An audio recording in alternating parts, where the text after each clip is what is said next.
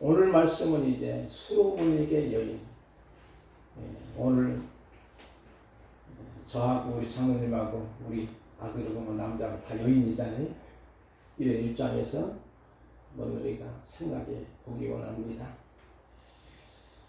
제가 이 말씀은 이제 우리가 많이 듣는 말씀이지요. 그래서 이제 원래는 1절부터 쭉 봐야 되는데 1절부터 23절까지는 정결법에 관한 이야기인데 이 여인의 메시지 속에서 정결법이 과연 무엇인가를 보여주고 있습니다.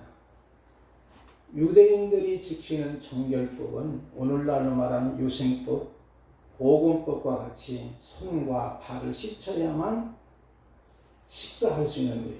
요즘에 우리가 코로나 때문에 꼭 손을 씻기 보건법으로 유생에 관한 것이죠.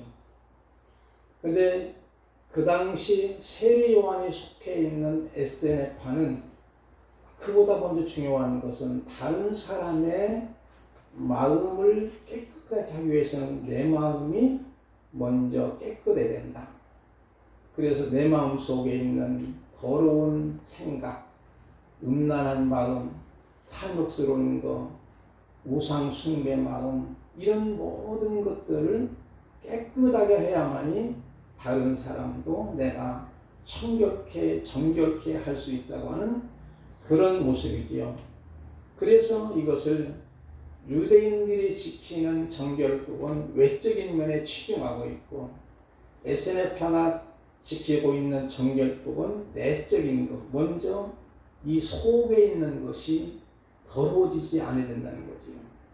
우리가 너무나 잘 아는 팔복에서 마음이 청결한 자는 복이 있나니 저희가 하나님을 볼 것이요 그렇지요. 그러므로 이 수로보니 여인의 그 딸이 흉악하고 더러운 귀신이 들렸다는 거예요. 그것은 바로 언제나 귀신 앞에 형용사가 붙는데 더러운 귀신, 이 더럽다는 것이 언제나 붙게 됩니다.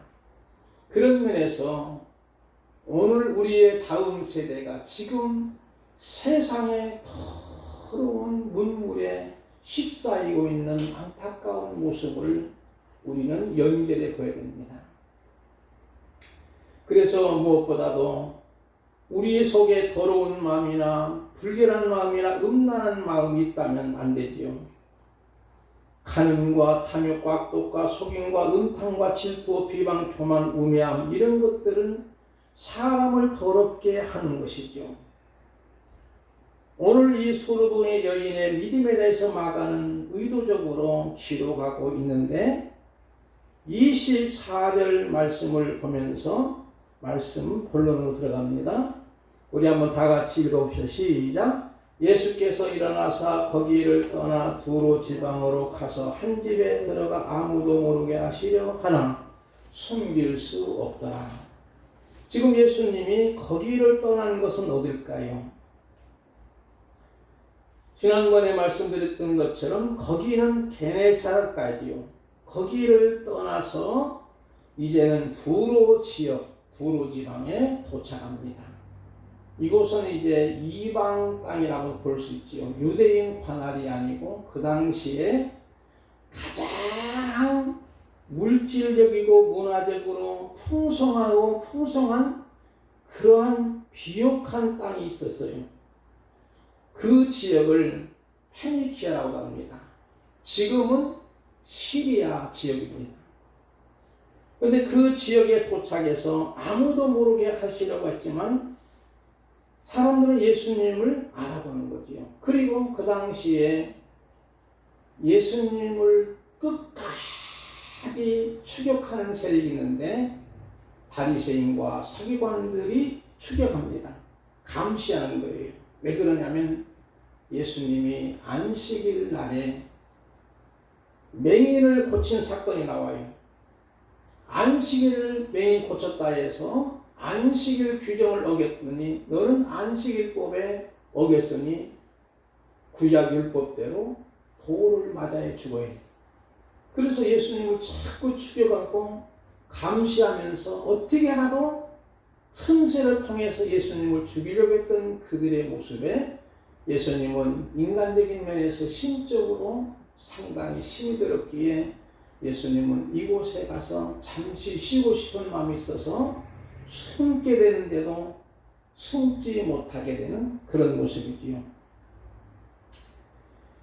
예, 그래서 소문이 나가지고 이 두루족에 이제 바로 한 귀족 출신입니다. 수로 번역에는 바로 오늘날로 말하면 페니키아 또는 두로족인데, 이 여인이 살던 이곳은 오늘날 우리의 서울에서 보면 그래도 강남이 부촌이 아닙니까? 그리고 대체적으로 상류층이라고 볼 수 있지요.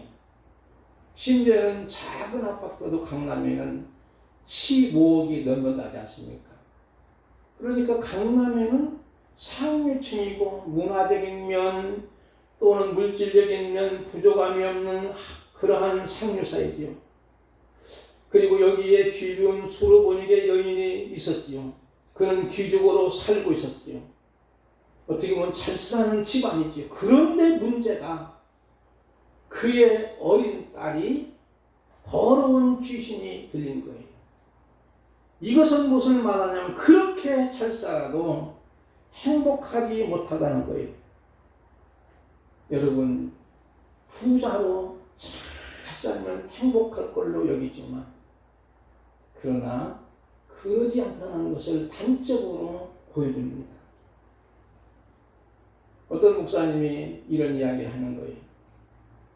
자기 교인 중에 한 분이 미국으로 이민을 갔다 합니다. 왜냐하면 자식 교육을 그래도 세계 최고의 나라에 미국 가서 공부시켜서 유대한 사람 만들겠다고 짐 싸들고 집 팔고 미국에 갑니다.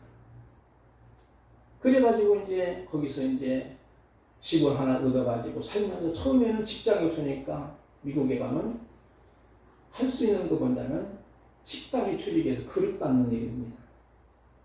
그래서 두 부부가 맞벌이로 열심히 일하는 거예요. 그리고 이제는 미국 사회에서 어느 정도 자리를 잡은 건데 나중에 보니까 가정에 문제가 생기는 거예요. 어린 자녀들을 데려왔는데 이 자녀들이 성장해서 사춘기가 되는데 아이들이 망가진 거예요. 왜 그럴까요? 미국 사회에 잘못되고 더러운 문화, 음란의 문화에 잘못된 문화에 그만 빠지게 되는 거예요. 그러니 이 부모가 아무리 자녀들을 설득하고 설명하고 이해시키고 훈계하더라도 도무지 듣지 않는 거예요. 왜냐하면 그 속에 이미 더러운 귀신이 살고 망가진 거예요. 왜 그럴까요? 한참 자랄 나이에 이 어릴 때 부모가 너무나 소홀한 거예요. 왜? 두 부부가 그냥 맞벌이로 직장 나가다 보니까 그냥 자식에게는 소외한 거예요. 사실은 그분들이 가는 이유는 자식을 위한 것을 했는데 오히려 자식을 망가뜨리고 말았던 거예요. 그래서 교회 와가지고 목사님께 날마다 한탄하는 거예요. 기도만 해달라고. 답이 있을까요? 물론 하나님이 고치셨지. 오늘 그 문제의 답이 여기에 있는 거예요. 25절을 봅시다. 25절을 보니까 이에 더러운 귀신 들린 어린 딸을 둔 여자가, 더러운 이것에 여러분이 초점입니다. 귀신 들린 어린 딸을 둔 여자가 예수의 소문을 듣고 와서 그 발 아래 엎드리니 그랬지요. 발 아래 엎드렸다고 하는 것은 굴종보다는 예배 자세입니다. 그래서 그는 출생과 배경과 지위와 고급 문화적인 삶을 다 버리고 오직 예수님 발 앞에 엎드리는 것, 그 이유는 자기 어린 딸이 더러운 귀신을 들려가지고 그것을 포탄해 주기를 간구하는 거예요. 이 상황을 마태복음은 15장 22절에 가난한 여자 하나가 그 중에 나와서 소리들로 이르되 주 다윗의 자손이여 나를 불쌍히 여기소서, 내 딸이 흉악하게 귀신 들렸나이다 하되 그랬죠. 여기 보니까 어린 딸이 더러운 귀신 들렸다고 여기는 흉악한까지 더 붙였어요. 그러면서 주 다윗의 자손 나를 불쌍히 여겼어도 이 말은 뭐냐, 다윗의 자손이라는 말은 바로 당신은 하나님이시요 당신은 하나님의 아들이시라고 하는 거예요. 그래 당신이 나를 불쌍히 여겨주야만, 나를 도와주시야만 나를 살려줄 수 있는 분입니다. 이러한 신앙적 고백이지요. 그래서 예수님을 구세주로 고백하는 거예요. 그러기에 그는 불쌍히 여달라고, 아버지 하나님 나를 살려주세요, 나를 도와주세요 하는 거예요. 어떤 면에서는 이것이 우리 성도들의 최고의 경건의 모습이지요. 이 여인은 예수님을 바로 하나님 아들로 보고 그렇게 외쳤고 도와달라고 하는 겁니다. 그러면서 27절로 내려가 보니까 예수께서 이르시되 자녀로 먼저 배불리 먹게 할지니 자녀의 떡을 취하여 개들에게 던짐이 마땅치 아니하니라.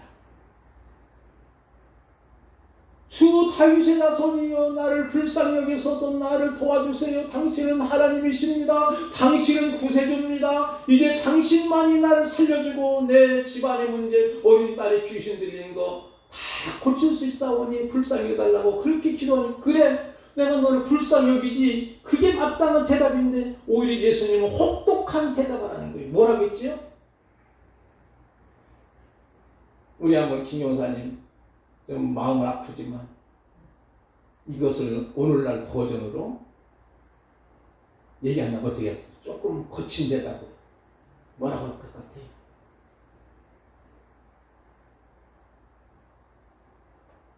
쉽게 말하면 자녀의 떡을 너 같은 개들에게는 줄 수 없어. 이렇게 혹독한 대답입니다. 왜냐하면 그 당시 유대인 문화권에는 선민의식이 강해가지고 이방 사람은 전부 개 취급하는, 사람으로 인정하지 않을 정도로 그들이 우월성을 주장하는 거예요. 예수님이 지금 이야기를 하는 거예요. 얼마나 혹독한 이야기입니까? 여러분 오늘 우리 입장을 생각합시다. 우리가 이와 같은 혹독한 말을 들었다면 어떻게 할 것인가? 어떤 분이, 어떤 장로님이 여러분에게 그따위로 말이요 예수 믿고 무슨 복을 받기는 잘 걸렸지, 그러면 여러분이 교회 나오고 싶을까 안 나오고 싶을까요? 안 나올 거예요. 상처가 돼가지고. 아마 이 여인도 마찬가지예요. 예수님이 그렇게까지 왜 하셨을까? 그 모습을 보는 거예요. 우리의 입장을 생각해보면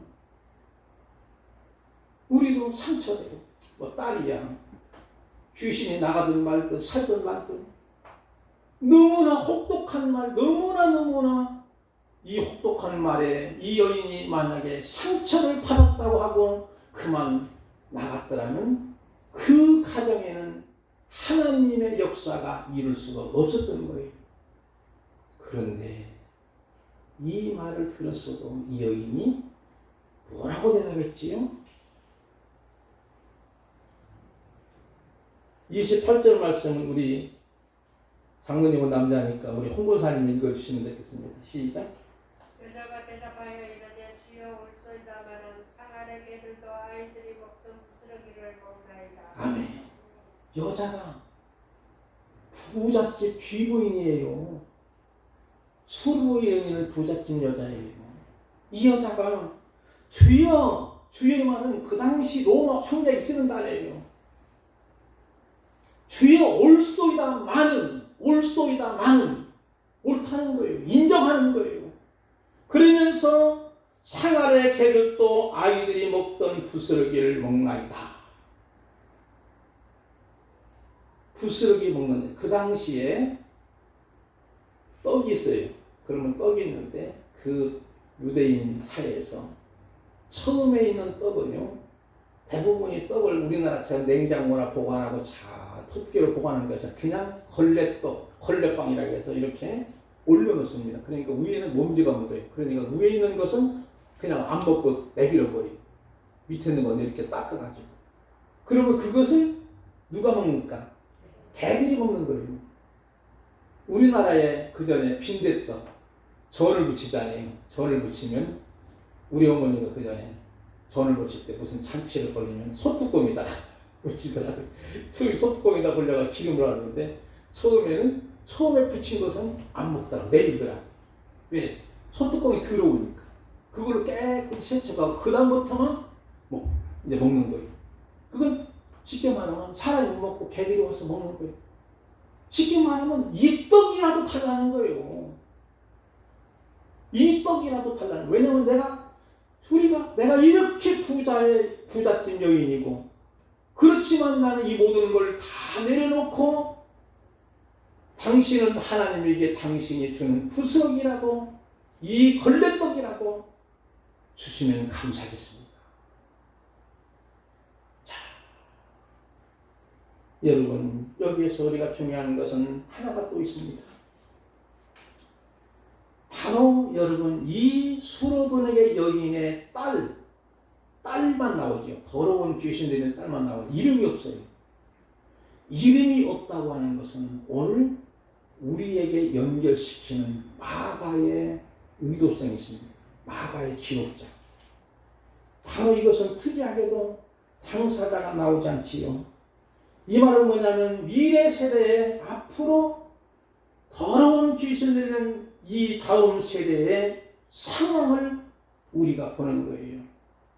그렇게 주님은 오늘 우리 한국 사회에도 지나칠 정도로 물질 문명이 발전되고 있습니다.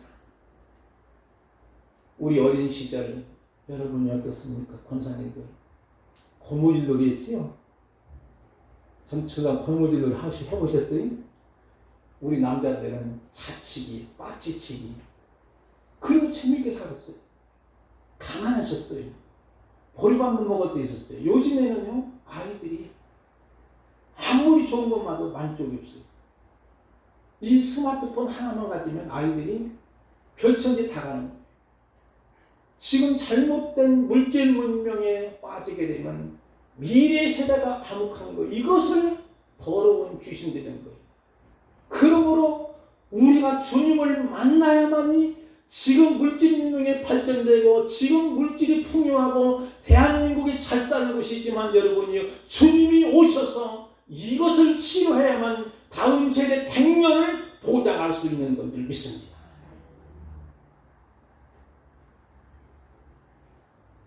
두루 지역은 건고수건 번지합니다. 풍요합니다. 문화의 수준도 높습니다. 물질적으로 개들이 수표를 물고 다닐 정도로 부자 동네입니다. 그러나 이 지역은 악한 생각, 음란, 도둑질, 살인, 가는 파묘. 그러나 주님이 만나서 그들의 내면의 세계를 정결케 되면은 무궁하신 주님의 자비의 은총을 경험하게 됩니다. 그러면 우리는 생활의 부석이라도 감사하는 마음이 필요한 거예요. 28절, 29절을 다 같이 쭉 보면서 우리 한번 29절 말씀을 우리 전추자 원사님 한번 읽어주시면 좋겠습니다. 예수께서 이르시되 이 말을 하였으니 불안하라 귀신이 너 딸에게서 나갔느니라 하시매. 아멘. 여러분은 귀신이 딸에게서 나갔다는 것인데 저는 여기에서 핵심을 이 말을 하였으니 이게 핵심입니다. 그러니까 주여 올소이다마는 상하의 개들도 아이들이 먹던 부스러기 먹나이다. 그럼 예수님 이 말을 하였으니 돌아가라. 귀신이 내 딸에게 나가느니라. 그런 거죠. 여러분 이 말을 하였으니 여기에 핵심입니다. 뭘까요? 만약에 예수님의 냉정한 대답 욕설에 그녀의 마음이 무너졌다면 치유 역사는 이루어지지 않았을 거예요. 그냥 욕을 먹었습니다. 따라합시다. 욕을 먹자. 욕을 토해내면 안 됩니다. 대부분의 우리들은 누가 욕하면 또 토해내. 어떤 분이 싸우는 거예요. 한마디 하면 이분은 두 마디, 세 마디, 네 마디 또 토해내는 거예요. 그러다 보니까 결국은 두 사람이 모두가 상처가 되는 거예요. 그러니까 저 사람이 나에 대해서 모욕적인 말을 할지라도 그냥 욕을 먹고 욕을 먹으면 되는 거예요. 욕을 토해내지 말고 먹는 거예요. 먹지 않고 토해내서 욱하고 받아치는 구원의 역사는 이룰 수 없는 거예요. 칭찬을 듣기만 해야지 칭찬을 먹다가 나중에 누가 그 사람한테 악플을 달라면 상처가 돼서 못 견딥니다. 여러분이요. 우리 한국말은 참 이상합니다. 돈을 받았다는 것을 갖다가 뇌물을 뭐라고 하죠? 먹었다 그러잖아요. 왜 그럴까요? 뇌물 먹고 토해내는 사람 있지 않습니까? 뇌물 먹으면 안 돼. 토해내는 거예요. 그래 우리나라는 참 이상하지 않습니까? 그래서 여기서 욕을 받았다는 거, 욕을 먹었다. 우리 욕을 먹고 욱하는 것으로 토해내지 말고 그냥 먹고 소화시켜서 없애버려야 돼. 그리고 나서 이 말을 하였으니 내 어린 딸이 나을 거라는 거예요. 그러면 우리는 말이 얼마나 중요한지 모릅니다. 아까도 말씀드렸지만은 주여는 그 당시 로마 황제에게 쓰는 언어예요. 이 말을 예수님께 이 여인이 처음으로 사용한 거예요. 지금까지 제자들이 예수님을 항상 랍비여 선생님만 했어요. 왜냐하면 지금까지도 제자들은 예수님이 따라다니면서 뭐 여러 가지 이적을 베풀고 기적을 베풀고 그냥 자기들만 좋게 하니까 따라다니고. 근데 이 여인은 여기에서 비로소 주여 로마 황제에게 붙이는 이 언어를 쓰는 거예요. 당신은 내 구세주입니다. 주님이십니다. 이런 말이잖아요. 사랑하는 성도 여러분, 오늘 우리는 언어의 소중성을 알아야 됩니다. 요즘에 보면 유튜브가 너무나 많습니다. 가짜 뉴스에 현혹되는 분도 많습니다. 대부분 여러분이 물론 가짜라고 하는 건 뭐냐면요. 가짜 뉴스는 처음에는 그럴듯하게 잘 그리고 마지막 끝머리가 살짝 가서 돌려놔버려요. 그게 가짜 뉴스입니다. 그런 사람들은 몰라요. 이단도 마찬가지예요. 이단은요 끝이 다르다는 거예요. 끝이 다른 그 이단도 처음에는 뭐 성경대로 막 열심히 하다가 나중에 딱 돌아가냐면 이만희가 구세주요 그렇게 말해 신천지에서 성경을 그대로 막 그냥 비웃풀이하고 막 하다가도 나중에는 그분이 누구냐? 그분이 이만희가 구세주요 이런 식으로 얘기해요. 언제든지 끝이다. 그래서 우리는 중요한 것이 뭐냐면 이번 추석 주간 우리 집안과 가족들이 모일 수도 있고 또 요즘에는 코로나 상황 때문에 모이지 않을 수 있지만 그래도 최소한 우리의 가족들은 모일 겁니다. 그럴 때마다 여러분이 은혜로운 말, 덕담을 나누고 무엇보다도 지혜로운 말, 살리는 말을 해야 됩니다. 그러기 위해서는 무엇보다 중요한 것은요. 우리 입술이 사도행 2장에 보니까 성령이 임할 때 불같은 성령이 혀가 갈라지는 것처럼 그러니까 불같은 성령을 받아야만이 오늘 우리들이 비록 다른 사람들에게 살려주는 말, 은혜로운 말, 덕스러운 말 이런 말을 할 수가 있고 이 말 때문에 결과적으로 이 수르베 여인의 더러운 귀신된 딸이 치유를 받았는데 어떻게 치유했을까요? 예수님이 가셨을까요? 예수님이 안 갔어요. 오늘날로 말하면 무슨 치료가 돼요, 여러분? 원사님? 성령의 치료. 요즘 말로 의사들이 막 원격 치료예요. 예수님 당시에도 그런 치료가 있었어요. 원격 치료한 거예요. 바로 그냥 가라. 내 딸이 나았느니라. 더러운 귀신이 나았느니라. 그리고 가보니까 어떻게 됐지 여러분이요?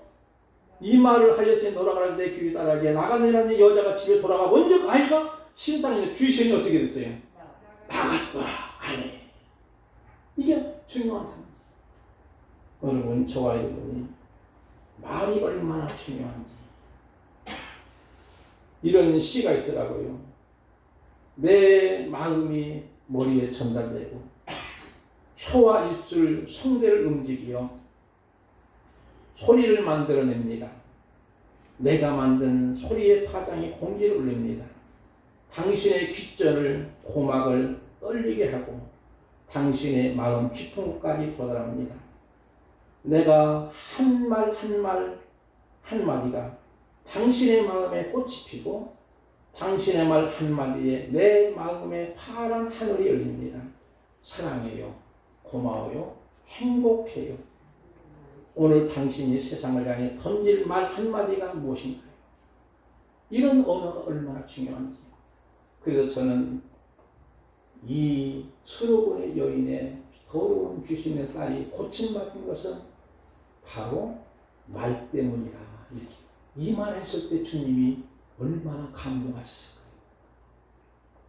주님의 마음이 막 그냥 너무너무 막 감동했을 거예요. 백부장의 믿음을 보시고도 주님이 너무나 감동이 돼서 이스라엘 중에 이만한 믿음을 만나보지 못했다고 하면서도 그때도 예수님이 이제는 이 백부장이 말씀대로만 하옵소서, 말씀만 없으면 내 하인의 중증이 나를 비싸우니, 그리고 그냥 가보니까 이미 벌써 그 하인의 중증이 또 원격 치료가 여기서도 마찬가지예요. 주님이 와가지고 막 안수기도 해주고 막 하잖아도 그냥 나았다, 이 선포 하나다라고 말하는 것처럼 오늘 우리들은 이 언어가 얼마나 소중한지 중요합니다. 지난번에 잠깐 수요일인가 말씀드린 적이 있는데, 송 변호사, 여러분 변호사라는 영화를 보신 적이 있을 겁니다. 변호사가 아니고 변호인. 근데 그 송 변호사지 원래는 그분이 상고를 나와가지고 정말 공부도 제대로 못한 상황이지. 그렇지만 열심히 검정고시에서 나중에 변호사 합격이 됩니다. 근데 공부할 때 그분이 너무나 가난하고 어려우니까 그냥 살면서 한 번 너무나 배가 고파서 국밥집에 가서 이제 밥을 먹었어요. 밥을 먹었는데 지갑이 빈 지갑이에요. 국밥을 줄 수가 없으니까 이분이 도망갔어요. 36개 쓰라기 뛴 거예요. 그런데 주인 아주머니가 저놈 잡아라! 하더라도 못 잡는 거예요. 왜냐면 장정이니까, 한참 때니까. 그리고 나서 이제 나중에 고생해서 변호사가 합격이 돼가지고 이제 변호사 사무실을 다니게 되고 이제 돈벌이가 되지 않습니까? 그래서 이제 이 사람이 그 집에 가서 밥값을 갚으러 간 거예요. 그때 가보니까 벌써 할머니가 된 거죠. 주인 사장님 죄송합니다. 제가 전에 밥을 먹고 도망간 사람인데 밥값을 내려왔습니다. 그런 거예요.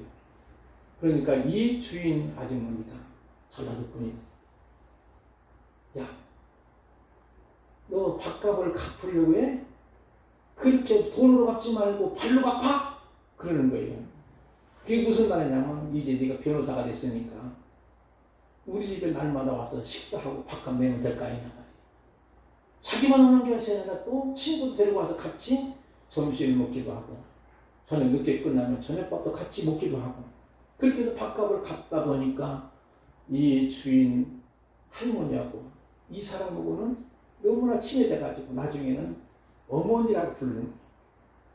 그때 이분이 깨닫는 것이, 야, 나는 변호사가 아니고 변호인이 돼야 되겠다. 여러분, 사자는요, 한국어 쓰면은요, 도끼를 여는 거예요. 크게 써놓고 이렇게 해놓고 이렇게 도끼 모양입니다. 쉽게 말하면 남들을 치고 남들을 때리고 그래서 권력을 장악하는 것이, 아, 네가 아니고 내가 사람이 되겠다. 그래서 변호인, 사람인 자를 쓰는 거예요. 먼저 사람이 되라는 거예요. 여러분이 대부분이 이제 예를 들어서 음악가 또는 예술가 그러지 않습니까? 어떻게 보면 그런데 여러분이 가하는 말은 그 사람이 특별한 재능 있는 사람의 뜻이. 그런데 여러분 이상한 것은요. 시를 쓰는 사람은 뭐라고 하죠, 권사님? 시인이라고 쓰는 거예요. 왜 그럴까요? 시를 쓰는 사람은 재능이 아니고 네가 사람이 되면 시를 쓸 수가 있어, 이런 뜻입니다. 먼저 사람이 되는 시인이라는. 근데 이분도 결국은 이제 변호인, 그래가지고 나중에 대통령까지 되신 분입니다. 이쯤 되면 여러분이 누군지 아시지? 그래서 대통령까지 되신 분. 왜냐하면 사람이 되니까. 바로 여러분이 말 한마디 한마디가 바로 얼마나 소중한지, 이 말 때문에 그 가정에 이제는 행복을 찾았고 기쁨을 찾았고 그 더러운 귀신들 어린 딸이 고침을 받았던 것처럼 저와 여러분도 바로 이와 같은 행복한 가정, 이번 추석 명절을 통해서 우리 모두가 은혜로운 말, 덕스러운 말, 행복한 말, 살려주는 말을 통해서 우리 집안을 구원케 하는 구원의 통로자가 되시기를 주님의 이름으로 축복을 드립니다. 기도하겠습니다. 아버지 하나님,